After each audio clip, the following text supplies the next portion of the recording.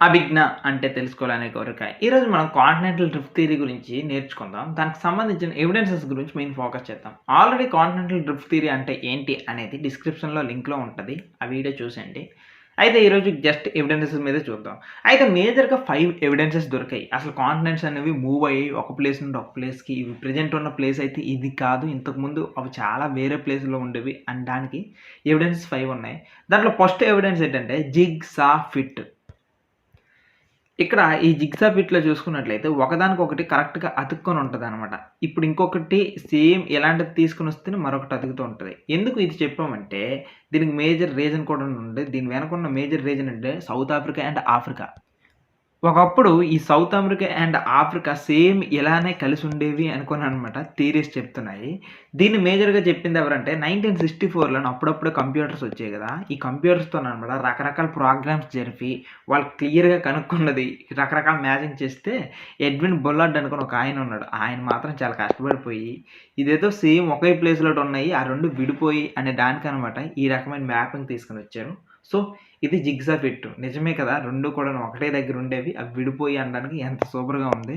సెకండ్‌గా మనం చూసుకున్నట్లయితే second evidence rocks of the same age across the oceans. ఈ second ఎవిడెన్స్‌లో మనం మేజర్‌గా అబ్జర్వ్ చేయాల్సిందేంటంటే రాక్స్ అనమాట. రాక్స్‌ని వీళ్ళు అబ్జర్వ్ చేస్తే వీళ్ళు కాంటినెంట్స్ అన్నిటిని చెక్ చేశారు. కాంటినెంట్‌ని చెక్ చేసేటప్పుడు ఒక్కొక్క ప్లేస్‌లో ఉన్న రాక్స్ అన్నిటిని తీసుకుంటే వాళ్ళకి ఇంట్రెస్టింగ్ విషయం ఏం తెలిసిందంటే అన్ని ప్లేసెస్‌లో కూడాను, అన్ని కాంటినెంట్స్‌లో కూడాను south America, Africa, Australia, Asia, Europe అదే రకంగా ఇక్కడున్న నార్త్ అమెరికా వీటన్నిటిని వీళ్ళు చెక్ చేస్తే అన్నిటికి కూడాను ఒకే రకమైన ఒకే పీరియడ్‌కి సంబంధించిన రాక్స్ దొరికాయన్నమాట. సో, రాక్స్‌ని ఎలా ఫైండ్ ఔట్ చేస్తారండి? వాటికి ఏజ్ ఎలా కనిపెడతారంటే దానికంటూ ఒక మెథడ్ ఉంది. రేడియోమెట్రిక్ డేటింగ్ మెథడ్స్ అంటారు. మీరు ఇంకా ఎక్కువగా తెలుసుకోవాలని అనుకుంటే కార్బన్ డేటింగ్ అని అంటారు. అంటే ప్రతి సృష్టిలో కూడాను కార్బన్ అనేది ఉంటది. సో, కార్బన్‌ని చెక్ చేసి దాని యొక్క ఏజ్ ఎంత ఉంటదనుకోని చెక్ చేస్తారు. సో, దీన్ని బట్టి వాళ్ళు కనిపెట్టేస్తూ ఉంటారనమాట. ఈ రకంగా రాక్స్‌ని బేస్ చేసుకొని కూడాను అన్ని ఏరియాస్‌లో దొరుకుతున్నాయి. సేమ్ పీరియడ్‌లో దొరుకుతున్నాయి కాబట్టి ఇవన్నీ కూడాను ఒకప్పుడు ఒకే దగ్గర ఉండొచ్చు అనుకోని వాళ్ళు ఫైండ్ ఔట్ చేశారు. దాని తర్వాత ఇంకొక మెథడ్ కూడా ఉంది. అదేంటంటే ఇక్కడ సౌత్ అమెరికా అదే రకంగా ఆఫ్రికా ఈ దగ్గరనమాట వాళ్ళకి డిపాజిట్స్ దొరికాయి. Marine deposits. సో, ఏంటి ఈ డిపాజిట్స్ అంటే యాక్చువల్‌గా డిపాజిట్స్‌లో వాళ్ళకి ఎక్కువగా మేజర్‌గా దొరికేవేంటంటే ఆయిల్ దొరుకుతది. దాని తర్వాత ఆయిల్ ఫీల్డ్స్ ఉంటాయి. కిరోసిన్ లాంటివుంటాయి. పెట్రోల్ లాంటివుంటాయి. ఇలాంటివన్నీ ఉంటాయి. ఓకేనా? ఇలాంటివన్నీ ఉండేటప్పుడు వాళ్ళు అర్థం చేసుకున్నదేంటంటే, ఎప్పుడైనా సరే ఈ రకమైన డిపాజిట్స్ ఫార్మ్ అవ్వాలంటే ఇది చాలా తక్కువ ఏజ్‌లో ఫార్మ్ అయ్యి ఉండదు. డెఫినైట్‌లీ కూడాను చాలా ఎక్కువ టైం తీసుకొని ఉంటది. సో, ఎంత టైం అనుకుని చెప్పాలనుకున్నారంటే, ఇదొక మెసోజోయిక్ ఎరాలోని జరిగుంటది. అది కూడాను జురాసిక్ పీరియడ్‌లో జరిగుంటది. అంటే పక్షులు ఎప్పుడైతే తయారవుతున్నాయో, ఆ టైంలోన ఈ జురాసిక్ టైంలోన తయారయ్యుంటది అనుకున్నారనమాట. వాళ్ళొక అంచనాకొచ్చారు. సో, అంత టైంలో జరిగుంటది కాబట్టి, ఆ 2 కూడాను ఒకే ప్లేస్‌లో ఉండొచ్చు అనుకున్నారనమాట. వాళ్ళు అబ్జర్వ్ చేసుకున్నారు. ఆ తర్వాత ఇంకొకటి ఏంటి అనంటే, థర్డ్ ఎవిడెన్స్ టిల్లైట్స్. ఈ టిల్లైట్స్‌ని యూజ్ చేసుకొని కూడాను వాళ్ళకి ఎవిడెన్స్‌ని బేస్ చేసుకున్నారు. టెల్లైట్స్ అంటే ఏంటంటే ఇదొక టైప్ ఆఫ్ రాక్ అనమాట. యాక్చువల్లీ దీన్ని అర్థం చేసుకోవడానికి సెడిమెంటరీ రాక్ అంటే ఏంటో చెప్తాను చూడండి. ఒక పెద్ద కొండుంది. ఈ కొండ ఏమయిందంటే కొంతకాలానికనమాట ఎండ వల్ల, వాన వల్ల, వర్షం వల్ల ఇవన్నిటికి ఎండి అని కూడాను రోజుకి చిన్న చిన్న ముక్కలుగా విడిపోతుంది. ఇలా విడిపోయిన ముక్కలన్నీ కూడాను కొంత ప్లేస్‌లోనే అనమాట పెద్ద గొయ్యి ఉంది. ఆ గొయ్యిలోననమాట ఇలా పేరుకుపోతుంది. ఇలా పేరుకుపోయిన తర్వాత కొన్ని వందల సంవత్సరాల తర్వాత దీని మీద కూడాను మట్టొచ్చేస్తది కదా! ఇది భూమి కిందకి వెళ్ళిపోద్ది. ఇలా భూమి కిందకెళ్ళిపోయిన తర్వాత భూమి మీద ఉండే ప్రెషర్ వల్ల, టెంపరేచర్ వల్ల ఇవన్నీ కూడా విడిపోయిన ముక్కలంతా కూడాను ఒక పార్ట్‌గా మారిపోద్ది. వెల్డింగ్ చేస్తే ఏ రకంగా మెటల్స్ అతుక్కుంటాయో సేమ్ ఈ రకంగా ఇయన్నీ కూడాను కలిసిపోయి అనమాట ఒక రాక్‌గా ఫార్మ్ అయిపోతాయి. దీన్నే సెడిమెంటరీ రాక్ అంటారు. ఎందుకు ఈ సెడిమెంటరీ రాక్ గురించి చెప్పామంటే, ఇక్కడ ఒకప్పుడు చూసుకున్నట్లయితే గోండ్వానా ల్యాండ్ ఉంది కదా! ఈ గోండ్వానా ల్యాండ్ బేస్ కింద మనకి ఇలాంటి టిల్లైట్స్ కనిపించాయి. అంటే ఒకప్పుడు ఈ గోండ్వానా ల్యాండ్ కింద ఉండే ఈ మాస్ అంతా కూడాను కింద బేస్‌లో డిపాజిట్ అవుతూ కూడాను ఈ రకమైన టిల్లైట్స్‌ని ఫార్మ్ చేశాయనుకోని సైంటిస్టులు చెప్తూ ఉన్నారనమాట. సో, ఈ గోండ్వానా ల్యాండ్స్‌లోన దొరికిన ఈ టిల్లైట్స్ అనేవి అంటే భూమి కింద బేస్‌లోట అనమాట కనిపించినవన్నీ కూడాను ఈ రాళ్ళు ముక్కలన్నీ ఎక్కడెక్కడ కనిపించాయంటే మన ఇండియాలో కనిపించాయి. పక్కనున్న మడగాస్కర్‌లోనూ కనిపించాయి. ఇక్కడ ఆస్ట్రేలియాలోనూ కనిపించాయి. పక్కనున్న ఫాల్క్లాండ్‌లో కనిపించాయి. అంటార్క్టికాలోను కూడా కనిపించాయి. అంటే టోటల్ గోండ్వానా ల్యాండ్‌లో ఉన్న ఏరియాస్ అన్నిట్లో కూడాను కింద బేస్‌ని చూసుకున్నట్లయితే ఇక్కడ ఒక సెడిమెంటరీ రాక్ టిల్లైట్ అనేది దొరికిందనమాట.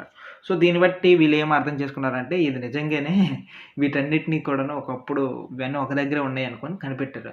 సో, ఈటన్నిటిని ఏర్పాటు చేసిన ఆ ఐస్ ఏజ్‌కి సంబంధించిన టైం కూడా పాలియో క్లైమేట్స్ అనుకోని ఒక స్టడీ ఉంది. ఈ పాలియో క్లైమేట్స్ వాళ్ళు ఏం చేస్తారంటే ఈ సైంటిస్ట్‌లు పాస్ట్‌లోని క్లైమేట్స్ ఎలా ఉండేవా అనే వాటి గురించి స్టడీ చేస్తుంటారు. వాళ్ళు కూడాను వీటి గురించి బాగా స్టడీ చేశారు. ఈ గ్లేషియల్ డిపాజిట్స్ గురించి. మేజర్‌గా ఈ టిల్లైట్స్ అనేవి ఎక్కడ దొరుకుతాయి తెలుసా? గ్లేషియర్స్ దగ్గర దొరుకుతాయి. అంటే మంచు కొండలు ఉంటాయి చూడండి. ఆ మంచు కొండల కింద అన్నమాట ఎక్కువగా దొరుకుతూ ఉంటాయి. ఈ రకమైన డిపాజిట్స్ అన్నీ కూడాను. సో, ఈ టిల్లైట్స్ అనేవి ఆ రోజుల్లో నిజంగే అంత మంచు ఉండేది ఈ ప్లేస్ అంతా కూడాను. ఆ మంచు వల్ల ఇక్కడ డిపాజిట్స్ జరిగాయి. అవి ఇప్పుడు టిల్లైట్స్‌గా ఫార్మ్ అయ్యాయి. అవి మనకిప్పుడు దొరుకుతున్నాయి అనే దానికి ఇక్కడ అర్థం చేసుకున్నారు. ఇది ఎవిడెన్స్ 3. దాని తర్వాత మనకి ఫోర్త్ ఎవిడెన్స్ ఏంటంటే ప్లేసర్ డిపాజిట్స్. మీకిప్పుడు ప్లేసర్ డిపాజిట్స్ గురించి చెప్తాను. ఇది ఎవిడెన్స్ సంగతి గురించి పక్కన పెడితే కాన్సెప్ట్ వినండి.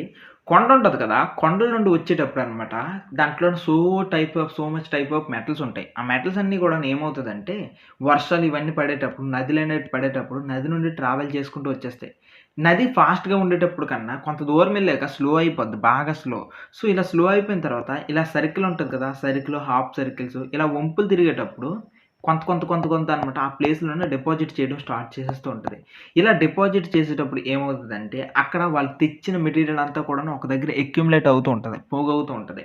ఇలా అయితే మేజర్‌గా కూడాను ఈ రకంగా ఏవి పోగవుతూ ఉంటాయంటే, ఏవైనా మెటల్స్ గాని, ప్రీషియస్ వెయిటెస్‌కున్నవి, రాక్స్ గాని ఏవైనా ఇలా డిపాజిట్ అవుతూ ఉంటాయి. అయితే ఇదంతా ఎందుకు చెప్పానంటే, గోల్డ్ ఉంటది కదా! గోల్డ్ అనేది కూడాను ఈ రకంగా నదులు ట్రావెల్ చేసేటప్పుడు ఇలా ప్లేసెడ్ డిపాజిట్స్ అయిపోతూ ఉంటాయనమాట. ఇదంతా కూడాను మన ఎవిడెన్స్‌కి ఎలా పనికొస్తది అని మీరు అనుకుంటున్నారా? ఇక్కడ బ్రెజిల్ ఉంటది. ఈ బ్రెజిల్‌లోన అసలే నదులెక్కువ ఉంటాయి కదా! అమెజాన్ నది, ఈ నదులన్నీ ఉంటాయి. ఈ నదులన్నీ కూడాను ఇలా ట్రావెల్ అయ్యేసనమాట. ఇక్కడ ఆఫ్రికాలోను గానా అనుకున్న దేశం ఉంటది కదా! ఈ గానా అనే దేశంలోన ప్లేసెడ్ డిపాజిట్స్ అనేవి ఫార్మ్ చేసి, అందుకే ఇక్కడ గానా అనే ఏరియాలోనైతే గోల్డ్ ఎక్కువ దొరుకుతూ ఉంటది.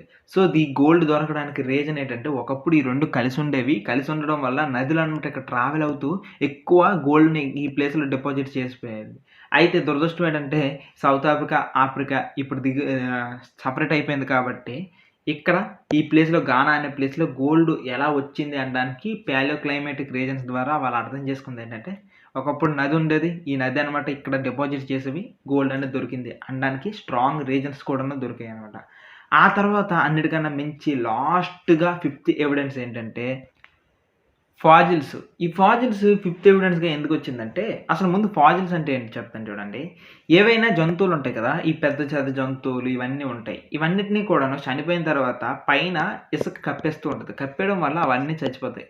అయితే మనం ఇప్పుడు తవ్వినప్పుడు ఏమవుతదంటే, వాటి యొక్క కళేబరాలు దొరుకుతుంటాయి. వాటి యొక్క స్కెలిటన్స్ దొరుకుతుంటాయి.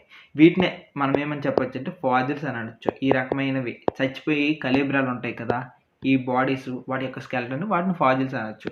సో, దీంట్లో ఏముంది డిఫరెన్స్ అని అనుకుంటున్నారా? ఇక్కడ అసలైన ట్విస్ట్ చెప్తాను చూడండి.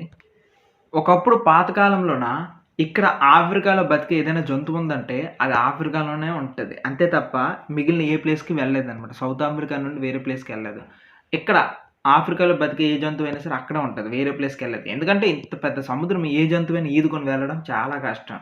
ఇక్కడ ఏషియాలో ఏదైనా ఉందంటే అది కూడానంతే. ఆస్ట్రేలియాలో ఏదున్నా అదే అంతే. ఎందుకంటే సముద్రాన్ని దాటుకొని ఎళ్ళవు. కానీ ఇక్కడ వండర్ ఏంటంటే సౌత్ అమెరికాలో దొరికే జంతువు యొక్క ఫాజిల్స్ అనేవి ఆఫ్రికాలోను కూడాను దొరికాయి. ఆఫ్రికాలో దొరికే జంతువుల యొక్క ఫాజిల్స్ అనేవి ఆస్ట్రేలియాలో కూడా దొరికాయి. అంటే ఇంత దూరం ఏ జంతువులైనా ఎలా ట్రావెల్ చేసుకొని ఎళ్ళగలవు? అసలు అది ఇంపాసిబుల్ కదా! ఇలాంటి ఇంపాసిబుల్ టాస్క్ కూడాను ఎలా జరిగింది అనే దానికి క్వెషన్ ఆన్సర్ చూస్తే మనకి తవ్వినప్పుడు మనకు రీజన్ ఇది దొరికింది. ఎందుకంటే ఒకప్పుడు కాంటినెంట్స్ అన్నీ కూడాను ఒకే ప్లేస్‌లో ఒకే దగ్గర ఉండేవి కాబట్టి. ఎప్పుడైతే సౌత్ ఆఫ్రికా అండ్ ఆఫ్రికా ఈ 2 కలిసి ఉన్నాయో, ఇక్కడున్న ఫాజిల్స్ అయినటువంటి సైనో, గ్రాంథస్ ఉన్నాయి కదా! ఇవన్నమాట ఇక్కడి నుండి ఇక్కడికి ట్రావెల్ అయ్యాయి అనుకుని చెప్తూ ఉంటారు. దాని తర్వాత ఇంకొకటి ఎగ్జాంపుల్‌గా చూసుకున్నట్లయితే, ఇక్కడ ఇది ఉంది కదా! మెసోసెరస్. ఈ మెసోసెరస్ అనేది ఇక్కడ సౌత్ అమెరికాలోను, ఆఫ్రికాలోను దొరికేస్తుందనమాట. ఇది ఇక్కడ నుండి ఇక్కడ ట్రావెల్ చేసి ఉంటదనుకుని అబ్జర్వ్ చేశాను. దాని తర్వాత ఇక్కడ ఒక పువ్వు ఉంది కదా! ఈ పువ్వు గ్లాస్ ఆఫ్ ప్లెటిస్ ఉంటది.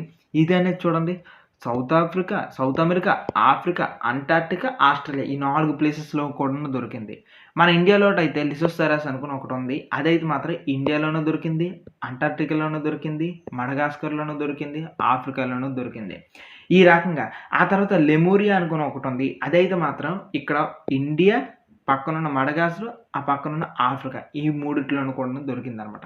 ఇవన్నిటికి జరగడానికి మేజర్‌గా రీజన్ మీకు అర్థమయ్యే ఉంటది. ఇవన్నీ కూడాను ఒకప్పుడు ఒక ప్లేస్‌లో కలిసి ఉండేవి. ఇలా కలిసి ఉండడం వల్లనే ఇవి ఒక ప్లేస్ నుండి ఒక ప్లేస్‌కి ట్రావెల్ చేసుంటాయి. అందుకే ఒక్కొక్క దగ్గర తవ్వినప్పుడు కూడాను సేమ్ ఒకే రకమైన జంతువుల యొక్క ఈ ఫాజిల్స్ అనేవి వేరే కాంటినెంట్‌లో కూడా దొరుకుతున్నాయి. సో, దీన్ని బట్టి మన సైంటిస్ట్‌లు గట్టిగా ఫీల్ అయిందేంటంటే, మన కాంటినెంట్స్ అన్నీ కూడాను ఒకప్పుడు కలిసే ఉండేవి పెద్ద పాంజియాలాగా. ఇప్పుడు ఇవన్నీ కూడాను విడిపోతున్నాయి అనే విషయం అర్థం చేసుకున్నారు. అయితే సైంటిస్ట్‌లు ఊహించిన తర్వాత ఈ ప్లేట్స్ అన్నీ కూడాను ఒక దగ్గర నుండి ఒకటి ఇలా విడిపోవడానికి కారణం ఏంటి? అంత ఫోర్స్ ఏది తోసుంటది అనుకోని సైంటిస్ట్‌లు తల బద్దలు కొట్టుకున్నారు. దానికే డిఫరెంట్ థియరీస్ చెప్పారు. సీ ఫ్లోర్ స్ప్రెడ్డింగ్ థియరీ అనుకోని, ప్లేట్ టెక్టానిక్స్ థియరీ అనుకోని, కాంటినెంటల్ డ్రిఫ్ట్ థియరీ అనుకోని డిఫరెంట్ థియరీస్ చెప్పారు. సో, ఆ థియరీస్ అన్నిటిని కూడాను ఈ నెక్స్ట్ లెసన్స్‌లో మనం నేర్చుకుందాం. అంతకన్నా ముందు ఈ లెసన్‌కి, ఈ ఛానెల్‌కి ఎవరైనా సరే హెల్ప్ చేయాలనుకుంటే ఈవెన్ రూ. 1 అయినా పర్లేదు హెల్ప్ చేయాలనుకుంటే PhonePe and Google pay numbers కింద డిస్క్రిప్షన్ అండ్ కామెంట్స్‌లో ఉంటాయి. హెల్ప్ చేయాలనుకున్న వాళ్ళు మన ఛానెల్ కోసం హెల్ప్ చేయండి. And thank you. బాయ్.